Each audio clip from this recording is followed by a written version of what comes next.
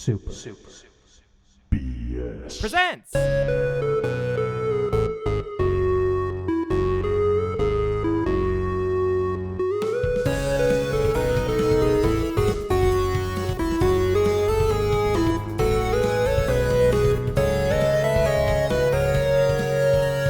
Welcome back to another special episode of Super BS Presents. Brian here. Today I had the opportunity to chat with Zack Johnson and Kevin Simmons from Asymmetric about their game West of Loathing.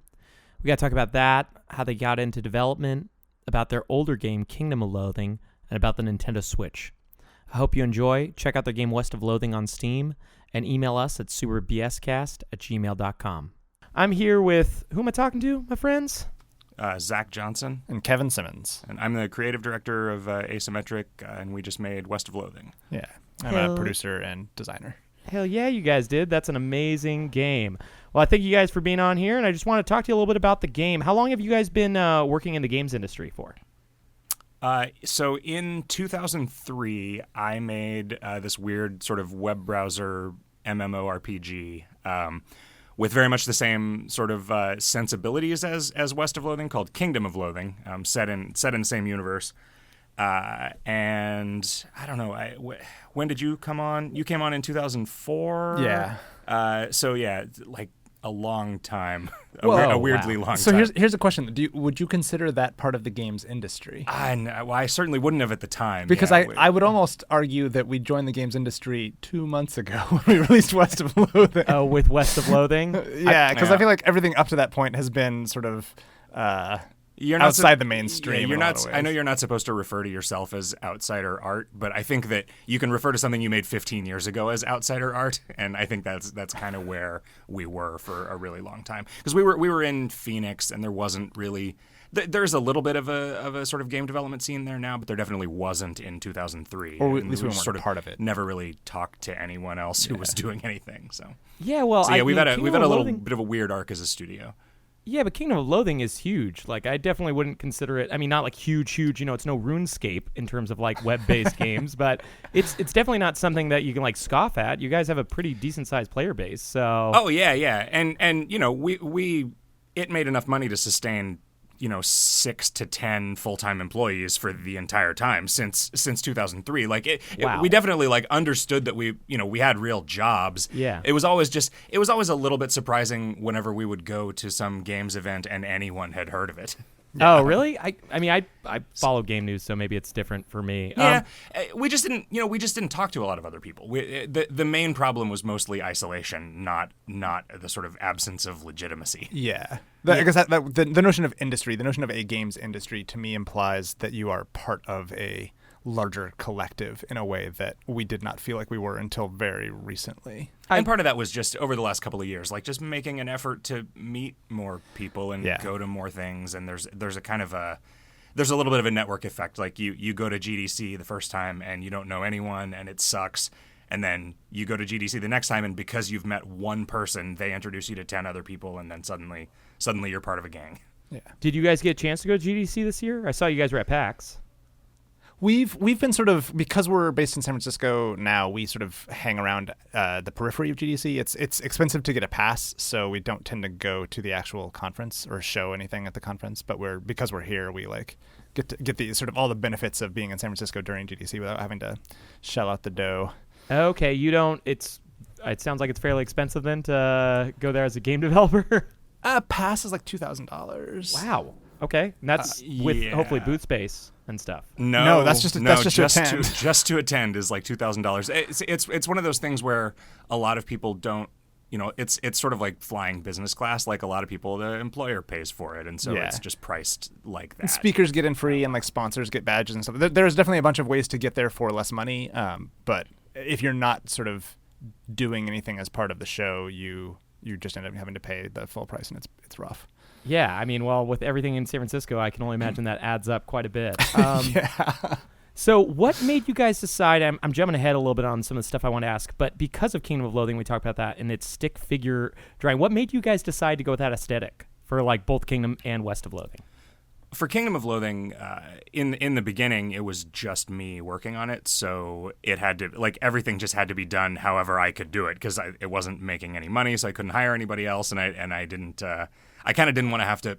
I had worked on various little web game projects and stuff, but nothing ever got off the ground, and so I decided, all right, I want to make something that I can do all of it myself in a week and actually put something out there and see if anybody cares about it. So it's written just as well as I could write, and it's drawn just as well as I can draw, and coded just as well as I can code, and it's system administrated. That was actually my job, so I was okay at getting a website on the internet. So I was in a sort of an IT database programming background. Oh, that's awesome though. And when did you jump on, Kevin? The game had been around for about a year, and I came on as a player and spent about a month sort of plumbing the depths of the game, and then got to where the game sort of just stopped. It kind of ended in a cliffhanger because it wasn't finished, and okay. I then spent another month or so just trying to break it. So I would try to do PHP exploits and that kind of thing, and then I would send these long detailed bug reports in and never hear anything back until eventually I found Zack's phone number on the internet because he hadn't made his whois information private, and somebody else who was not me was nice. Hacking the game in a more serious way. So I called him and said, hey, you might want to log in and fix this. And then somehow we became friends after that. So it turned into what would have been otherwise a really creepy incident turned out to be just fine. That's pretty awesome. Yeah, it's a weird. I've never interviewed for a job, so I guess that's the closest thing that I've ever done. You did kind of interview when you found a person to hack the code and then get you the phone number. Exactly. And do all this other stuff. Real quick, just because I love technical stuff, what did you code it in originally, Zach? It was all, I guess, basic LAMP stack. So it was PHP on the front end, MySQL database backend, running on Apache on originally shared Linux hosting back in the day when that was still a thing. Oh wow! So you didn't. It was before the days of Squarespace and sort of large consolidated domain hosting companies. So the game is done outside of contemporary languages like C++ and Java. Yeah, Kingdom of Loathing is entirely PHP and MySQL. That said, so is Facebook. They don't like to talk about that, but it's absolutely a thing that you can make a robust and scalable web app in. That's crazy. I just assumed almost all games, I do a little programming myself, I assumed all games were done in contemporary languages. I didn't think that there was that many things done in just PHP. Kingdom of Loathing is way more of a web page than it is a video game in that regard. So it's, I don't know, man. It's pretty awesome. So what, recently you guys have had tons of crazy positive press with West of Loathing. Has that affected your guys' day-to-day life, your studio? Our egos. Yeah. Well, now that you're gods among men. We did not expect the game to do as well as it did. In fact, we were sort of preparing for it to come out, not sell a bunch, and then we were going to have to figure out what to do. And the fact that it has done so well has been great, but we sort of told ourselves before it came out that we were not going to fundamentally change anything, even if it sold really, really well, or got tons of great press or whatever, because we want to not sort of, now that we have sort of a bit of a comfortable sort of runway, I guess you'd call it, we don't want to screw that up. And so we're just going to kind of try to keep making stuff that we like and at the same pace that we are happy with. I don't think it has changed our culture a ton at all. It's only been 5 weeks. That's also true. So I've ordered a lot of Porsches that haven't showed up yet. So who knows? When they get here, it might. You did buy a Vive. Dramatically. I did buy a Vive. That was the one. That's extravagance. Equal to 2 Porsches pretty much nowadays. Sure. $800 plus a $1,200. Well, you can pretend that you're driving a Porsche, and it's pretty good. Kingdom of Loathing was doing okay financially, but not great. It's a 15-year-old MMO, right? So everything. Ultima Online still sustaining a staff of a few people, but not as many as it did 5, 10, and especially 15 years ago. And so with this was kind of how this game does kind of determines what the future looks like. Do we shrink the company down to just a couple of people or just me and keep doing KOL, or do we keep the band together and keep making new games? And luckily we get to keep the band together and keep making new games. That's awesome. So since you guys, it seems like you're friends with some of the developers and press and journalists and other people in San Francisco. I mean, I'd heard about you guys on Idle Thumbs. That's how I found you. Are you friends with those people? Yeah, we had sort of met them right before. So we moved to San Francisco like 4 years ago, and it was right around the time that Idle Thumbs did their Kickstarter, and I met them at that GDC.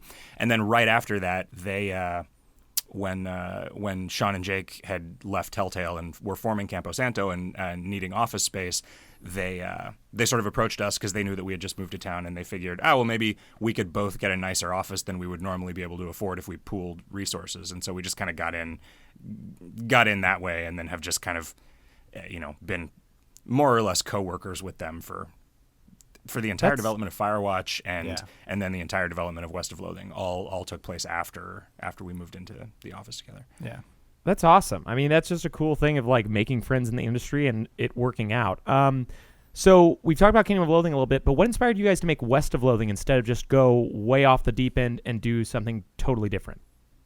Well, we had gone way off the deep end and done something totally different a few years ago, and it just didn't work out that well. We made a game called Word Realms that we learned a lot about how not to make video games. There are definitely some cool things about it, and it's not like fundamentally a flawed idea. But our first attempt to like make a kind of a more modern game didn't work out so well, and we were like, well, let's make a new game that sort of sticks to our core competencies. One where we don't have to like adjust the writing style, and one where we don't have to adjust the art style, and one that just lets us, kind of build content basically the same way that we've been building it for Kingdom of Loathing for a really long time, which allowed us to make a game that is very, very large with relatively little manpower and in a pretty short amount of time. Our tools for making KOL are a bunch of sort of portals that like scripts that sort of spit out PHP and that kind of thing. And so our tools for making West of Loathing are a bunch of web pages that spit out XML basically and the JSON. It's JSON. Yeah. It's JSON? So we do all of the content development in just like an internal web app, because that's also just the guy that I hired to do the majority of the programming for KOL now is just really good at that stuff. And so it was like, all right, let's you know how we like to work, make us an editor for this thing, and it's just poof, it's done. And not to diminish the work that he does, it took some time, but it's just I think the reason that we decided to make another Loathing game was very specifically so that we could like make a modern thing while sticking to what we knew we were good at. No, and it's excellent. I mean, it's hilarious. Like that leads me to this. Like, where do you guys come up with all the jokes? Do you just sit around like thinking of funny jokes and try to make the game based on that? Yeah, our brainstorming meetings are typically like our goal is usually to make the other people laugh, and like typically if we have like some design or narrative problem that we're trying to solve, the solution presents itself when we arrive at something that we all think is pretty funny. So I don't know, it just kind of happens that way. I don't think we could make a serious game if we tried. Well, I mean, it's enjoyable that way. There's not a lot of very funny games, and from what I played of West Loathing, it's hilarious. I haven't got very far. I'm not a big computer or PC gamer, which we'll talk about that in a couple minutes. I got something to ask you guys about. But what I did play on Steam, I loved. Who did your music for the game? Ryan Ike, who is a composer he's working on a bunch of stuff that hasn't quite come out yet. He's doing the music for Where the Water Tastes Like Wine, and he did. We met him at some random game industry event in San Francisco, and I knew that he had done a song or two for Tom Francis's game Gunpoint that came out a few years ago. And so, we knew, all right, there's a guy we know who likes Kingdom of Loathing. We know he's a good composer. We know he's easy to work with, so we just approached him, and he was real excited to come on board. And he's a really funny guy. He also did some work with Frog Fractions too. Oh, right. Oh, wow. That's awesome. He's really great. It's been kind of a joy working with him. Off topic, you guys meant. Oh, he also did your sound design? Yeah. Oh, excellent. So he didn't just do the music. Okay. Wow. Correct. He did a lot of stuff. Yeah, he was basically involved very early in the process. We started getting music into the game very early, and then we probably waited a little too long on the sound design. But like he was because he had been part of the project the whole time. It was not like a super foreign thing to him. coming in. So he's mostly known as a composer, but he has done a bunch of sound design work for games before, and was happy to. And he was also excited to sort of learn how to use our tools because all of our engine stuff is kind of homebrew. We don't have any of the middleware that companies usually like use to sort of or WYs, like the things that companies use to facilitate sound designers and composers being able to get stuff into the game. So he kind of had to learn enough of our scripting language to wire sounds up to things, and he was excited to do it and was awesome at it. That's amazing. Off topic a little bit. You guys mentioned Gunpoint. Did you get a chance to play the new game from Tom Francis? I want to say it's Heat Signature. Heat Signature, yeah. I think Kevin and I have both been on the playtest branch of that for a while. Like a year or so now. And it's real good. It's super cool. Super fun. Yeah, it's another game Tom's a smart guy. Makes good games. Is he up there in San Francisco with you guys? No, he lives in Bath because he started out in I think in Bath, England. I don't know if he was originally from there, but Bath is weirdly where a lot of the English games press is, and Tom started out as a writer for PC Gamer. Excellent. And switched from journalism to dev, basically to make Gunpoint. Yeah, kept like a really good sort of like developer log, which I think was relatively uncommon at the time, and sort of had a big following there, which I think was one of the reasons that Gunpoint came out with to such a wide audience. I mean, besides the fact that it's a great game, but like it got a lot more sort of press because he was so open about how he was developing it. Yeah, I've heard nothing but great things about it. So when did you guys start making West of Loathing? That's something I forgot to ask because I'm curious. It came out this year in August, and it was greenlit 2016, right? Yeah, I think development was well underway by the time we did the Greenlight campaign. Essentially, everyone who was involved in the project came on full time in June of 2015. Oh wow! So it was we had done a year-ish of kind of screwing around with prototypes and concepts and trying to like sort of lay out where some of the content was going to look like, what it was going to look like. We built for like built a year before that. The back-end tools, and we did sort of a dry run with a Unity programmer to just test out whether it would look like anything. We didn't know if it was going to be even remotely possible to get my art into like a 3D diorama and have it not look terrible. And so that we had some early like proof of concept stuff happening. But full scale development was basically 2 years and 2 months, I guess. Yeah. So. We probably spent.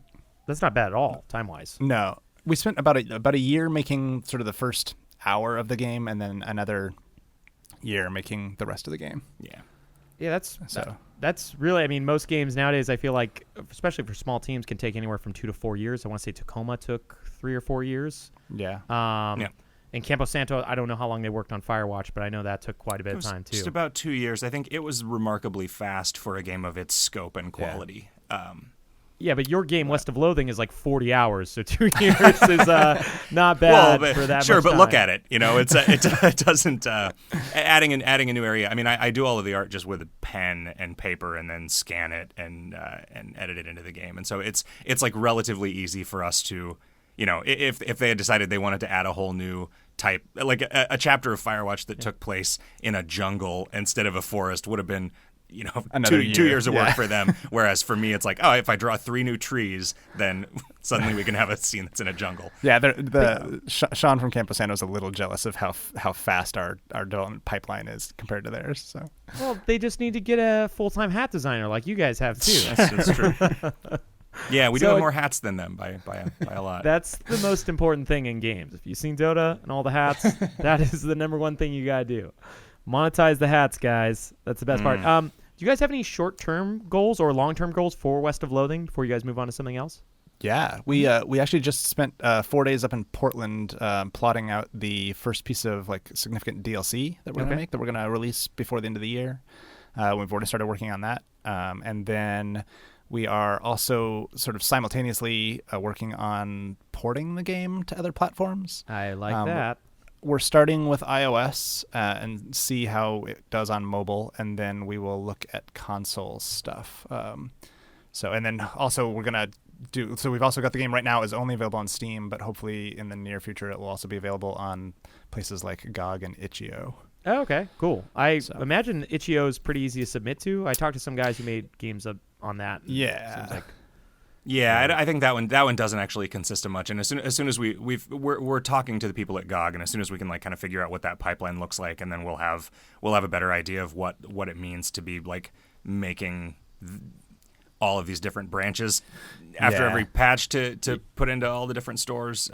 So that's the proliferation of platforms becomes a lot more of a headache for the Unity programmer that we've been working with. So we just want to make sure that's like something that he's okay with and on board for and that kind of thing.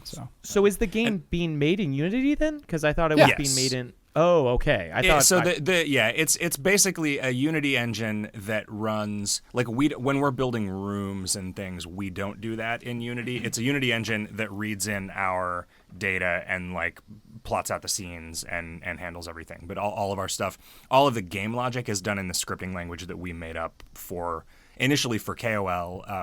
So that the writers could do like interactive conversation stuff without me having to write code for it, but which has since grown into this monstrosity that handles pretty much everything that happens gameplay wise. The Unity part is what like, make sure that things that are supposed to display in front of other things do and like handle animations and stuff like collision that. But stuff but all of the writing and the interactions between objects and stuff is all done in a kind of homebrew scripting language. And we have an internal argument about what the homebrew scripting language is called. We can't decide. The engine is either the programmer is pushing for Swole. Standard West of Loathing engine.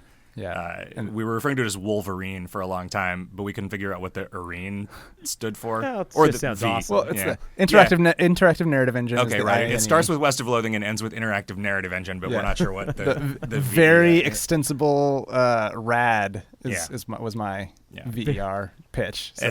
But it's cumbersome. I think it's going to be Swole. Swole. Nice. You on Swole yet?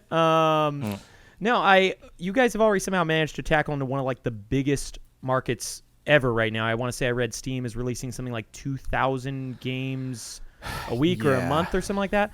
How are you guys going to, plumb the depths of iOS, which is like a dying, decaying, like amalgamation of every single game ever? I mean, your game will be really well suited. Our main strategy is keeping our expectations really low. Yeah, like because we're doing it in part because that's what people have asked us for. Like we want to provide the game on platforms that people have asked for, if we can. I'll ask against them that you guys release it on Switch instead. Well, we're definitely not instead. We're definitely doing. We met with Nintendo at PAX and have we've started the ball rolling on getting all that set up. Yeah. So we're like I can't say with like 1,000% certainty that the Switch port is going to happen, but we're definitely planning on doing it and working towards it. Yeah, like we haven't built on their dev platform yet, but that's the plan. We're all like dudes in our early 40s, so the idea of having a game that we made on a Nintendo platform is very exciting. Oh yeah, and it's. Do you guys happen to own Switches by chance? We all none of us did before we visited the Nintendo headquarters, but then we all spent a bunch of money. They might not even want us to port West of Loathing to Switch. It might have just been a ploy to get us to spend a bunch of money at the company store. Employee store. Yeah. I don't think they're trying to do that because they're selling those things like fire, man. I mean, it's insane. Did you guys? I don't want to delve too off topic, but did you guys get a chance to play any games? Have you Breath of the Wild? After I got back from PAX, I basically disappeared into Breath of the Wild for 4 or 5 days and just didn't do anything else. It's such a good game. It's amazing. What about you, Zach? Do you get a chance to play anything on it? Yeah, I played a bunch of SteamWorld Dig 2. That's amazing. Yeah. I've been playing that recently. Real good. Just got that last night, actually. No.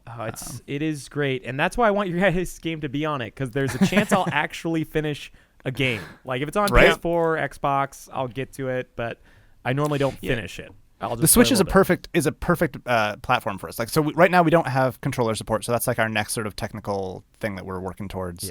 Yeah. Then we'll have that, we'll add that to the PC, but then that will allow us to move over to the Switch, and the Switch works with the touch screen, which is a really good way to play the game. And then we'll also be able to do controller stuff, and so I think it'll be a very natural feeling setup. We've had the game running on iPads for basically the entire time because the demo that we have for the game at shows is really long. Yeah. And so like if people want to get into it, they can play for like a half hour, 45 minutes. And so we tried to really like maximize the number of stations that we had for people to play at, and getting it running on iPads was a way to get a lot more people into the booth. Yeah, we could just hand people an iPad and let them play, and then that's one of the reasons that the iOS port is kind of the first thing out, is because a lot of that work is already done.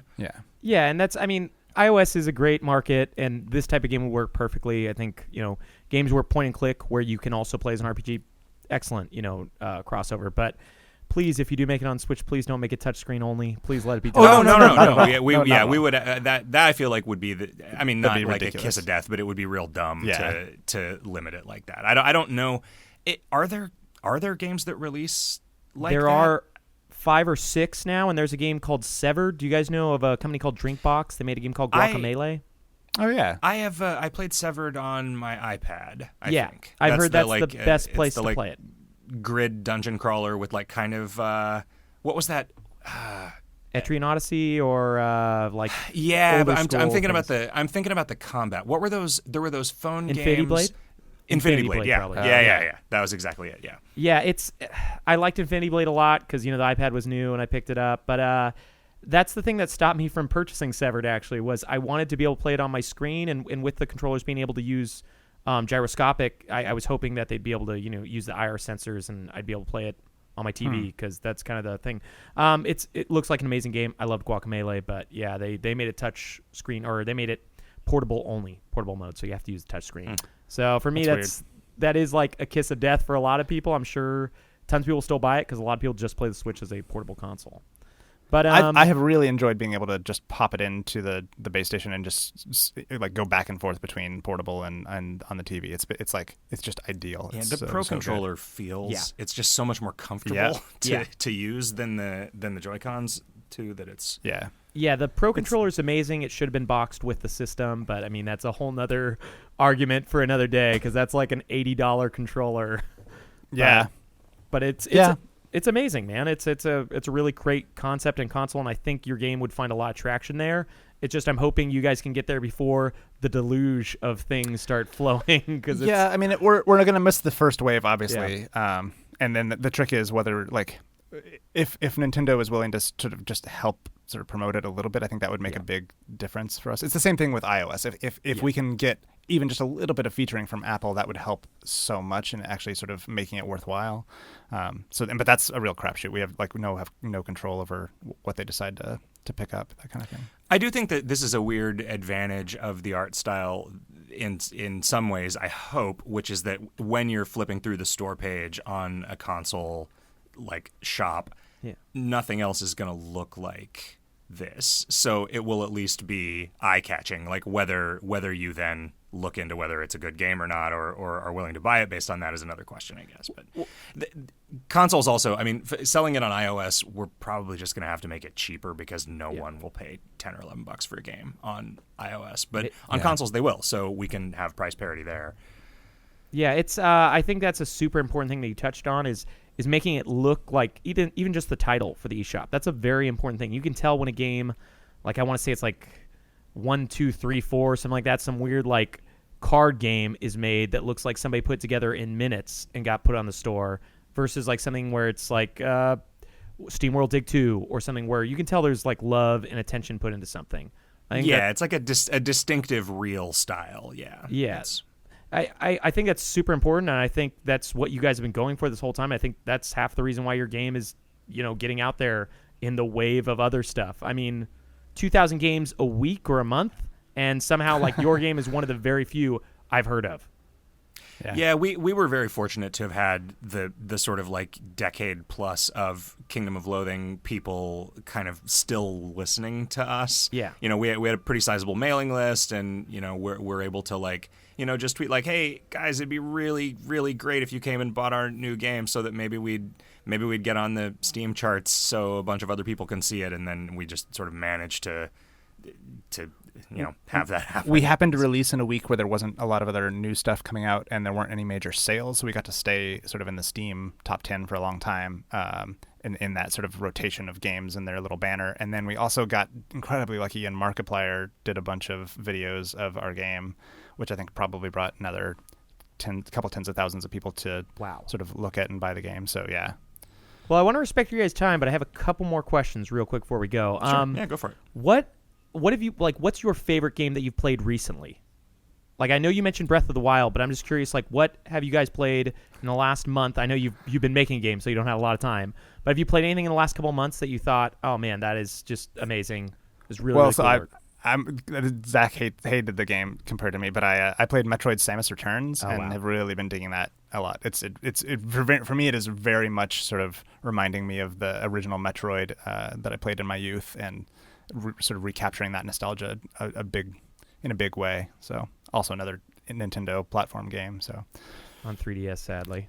Yeah. I'm trying to think what I've gotten real excited about recently. I really liked the new Torment Tides of Numenera. Amazing. It was like the PC RPG that was a follow-up to Planescape Torment. I thought that was real good. Yeah, my buddies and I play the tabletop, so we were waiting for a long time. No, it's a great game. I didn't buy the console version. I got it on PC. Those games are better played on PC. I agree. Definitely. It's just hard to port those games to console, I feel like, because there's so much menu and organization and all that type of stuff. The UI is so important. And then this is kind of along that same question, but what's like one of your favorite games from the past? You guys said you're in your early 40s. I'm like early 30s, late 20s. I'm 29. What's like one of your favorite games that you've like? I would say Star Control 2. Yeah. Star Control 2, really? Yeah. That's definitely in my top 5 for sure. What? It might be my number. Star Control 2 is like one of the best games ever made. Really? I will have to Yeah. check this out. It's an old PC game, I take, right? Yeah. So the first Star Control was just a kind of a sort of a follow-on from like the 70s Space War like oscilloscope game, where it was just two ships fighting against each other, kind of asteroid style, but different ships with like wildly different abilities. Star Control 2 puts that into like this giant galaxy-spanning adventure game thing where you're sort of like, you know, in this ancient technology spaceship, sort of controlling the fate of all these different races of aliens. It's really, really good. There is a free, updated, not a port of it exactly, but kind of a remake using all of the original assets called the Urquan Masters that is just free. So it's still very easy to play this game, and it doesn't cost anything. It's very, very, very good. Yeah. And then I would say Psychonauts is another game that I just absolutely love. Are you excited for the sequel? That's coming out. Yeah. In the future someday. Yeah, I don't know when, but I'm definitely I'm on board for sure. You guys are near the Double Fine guys. Do you ever talk to them and say, "Hey, finish your game"? We don't know a ton of the Double Fine folks. Yeah, we know a lot of ex Double Fine people, but not a lot of current Double Fine people. Yeah. Did that VR thing come out? Yeah, it did. I think so. The PSVR one came out, I want to say June or maybe even earlier this year. That's why I didn't see it, because Exactly. it's PSVR only. Yeah, Damn, and it's that only exclusivity. 1 hour too. Yeah, so it's real short. That's about right for a VR game, honestly. Like, because it's, I don't know. I enjoy like a nice 1 hour long experience in VR. If it gets much past that, it's like bleh.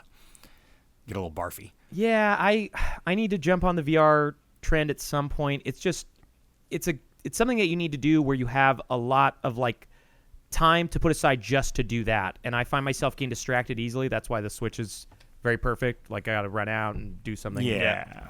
But yeah, I would love to. I've heard a lot of great things. Everybody who owns a VR is a believer, but me, I'm a heretic out here. I don't believe in it.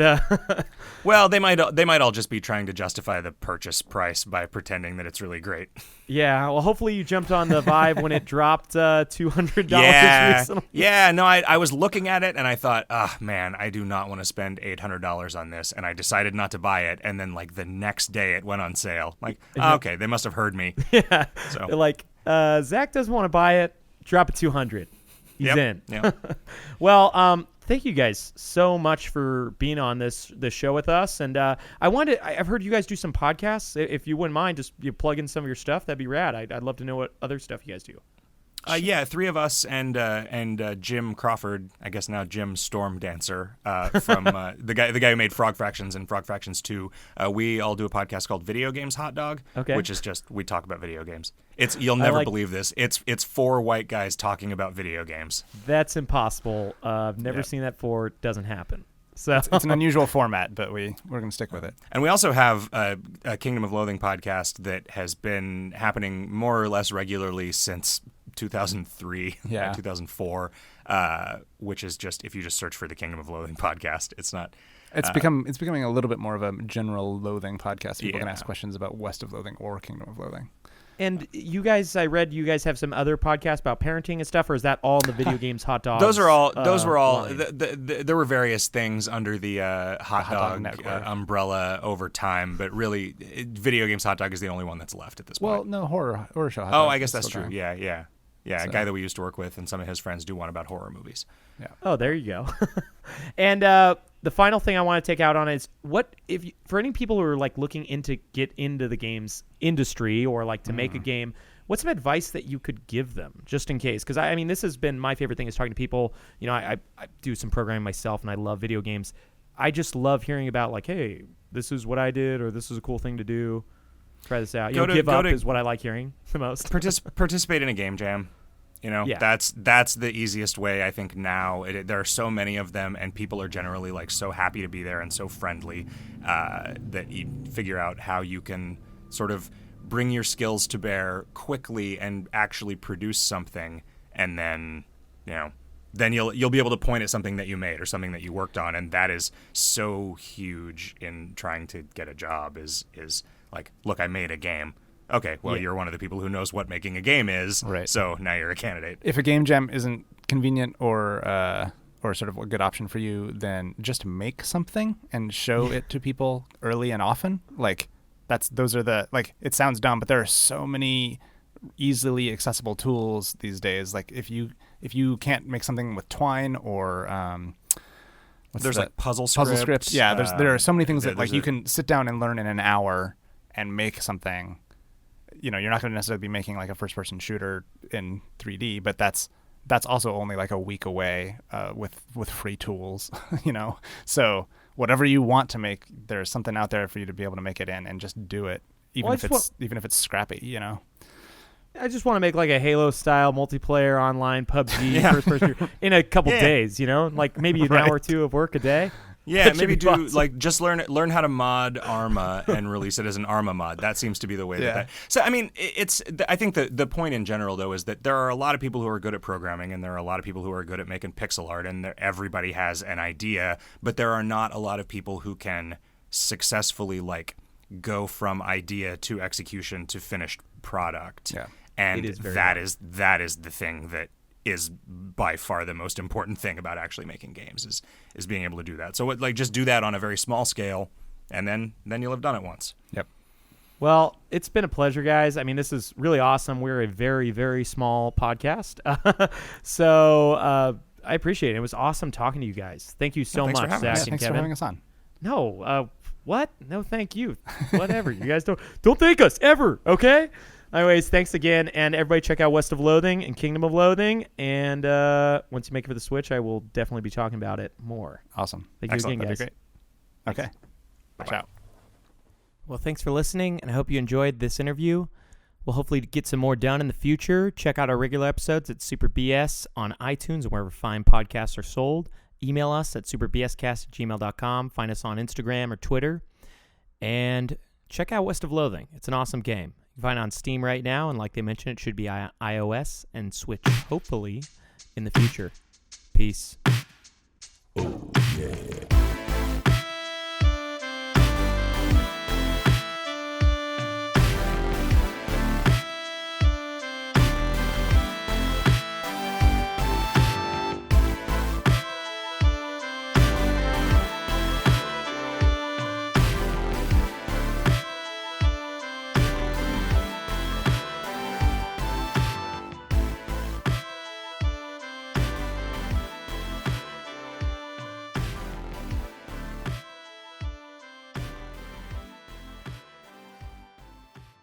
That to us people that can feel things, it hurts.